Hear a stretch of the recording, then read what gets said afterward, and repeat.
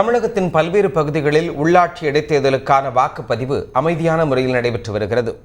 கோவையில் போட்டியிடும் பாஜக மேயர் வேட்பாளர் நந்தகுமார் துடியலூர் ஊராட்சி ஒன்றிய பள்ளியில் உள்ள மையத்தில் தனது வாக்கை பதிவு செய்தார். பின்னர் பேசிய அவர், பல்வேறு வாக்குச்சாவடிகளில் கள்ள ஓட்டுகள் போட அதிமுகவினர் திட்டமிட்டுள்ளதாகவும் இதனை முறியடிக்க தேர்தல் ஆணையம் மற்றும் காவல்துறையினர் கண்காணிப்பை தீவிரப்படுத்த வேண்டும் என்றும் கேட்டுக் கொண்டுள்ளார். தமிழகத்திலே எங்களுக்கு கிடைத்த தகவல் படி அண்ணா திராவிட முன்னேற்றக் கழகத்தை சார்ந்தவர்கள் வாக்குகளை கைப்பற்றி அவர்களாகவே ஓட்டு போடக்கூடிய ஒரு சூழ்நிலையை ஏற்படுத்தப் போவதாக தகவல் வந்திருக்கின்றது. இதை தேர்தல் ஆணையமும் காவல்துறையும் கண்காணிக்க வேண்டும். இதேபோன்று சேலம் மாவட்டம் ஓமலூரிலும் 5 வாக்குச்சாவடிகளில் வாக்குப்பதிவு நடைபெற்று வருகிறது. வாக்குப்பதிவு தொடங்கியது முதல் வாக்காளர்கள் தங்களது ஜனநாயக கடமையை நிறைவேற்றி வருகின்றனர். அசம்பாவிதங்கள் நடைபெறாமல் தவிர்க்க 100க்கும் மேற்பட்ட போலீசார் பாதுகாப்பு பணியில் ஈடுபடுத்தப்பட்டுள்ளனர்.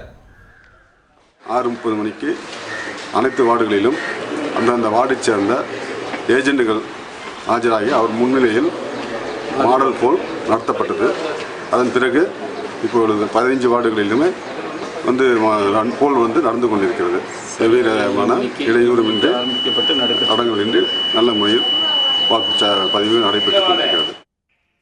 ராமநாதபுரம் மாவட்டத்தில் காலியாக உள்ள 13 உள்ளாட்சி பதவிகளுக்கான வாக்குப்பதிவு நடைபெற்று வருகிறது. இதற்காக மொத்தம் 46 இடங்களில் 95 வாக்குச்சாவடிகள் அமைக்கப்பட்டுள்ளன. பதற்றமான வாக்குச்சாவடிகளில் துப்பாக்கி ஏந்திய போலீசார் பாதுகாப்பு பணியில் உள்ளனர்.